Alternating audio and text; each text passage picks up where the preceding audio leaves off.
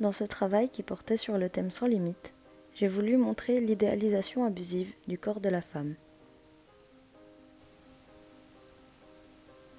Pour ce faire, je me suis inspirée de l'exposition Réflexions sur l'idéalisation du corps de Janet Warner, de Giacometti, de la femme au premier plan de La girafe en feu de Dali et bien plus encore.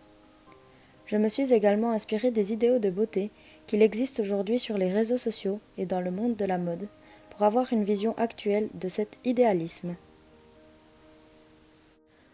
Pour faire ma sculpture, j'ai commencé par faire la structure en fil de fer. J'ai ensuite commencé à créer du volume, et donc son corps, à l'aide de rubans adhésifs. Par la suite, toujours à l'aide de rubans adhésifs, j'ai fixé la sculpture aux tiges de bambou que j'avais préalablement mises dans le socle en chêne. J'ai finalement ajouté le plâtre par-dessus.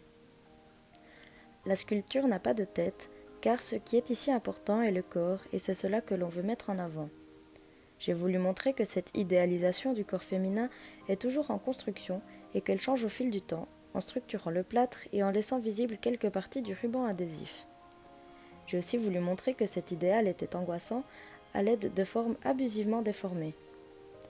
Afin que l'on puisse voir tous les détails, j'ai placé un miroir à l'arrière de la sculpture.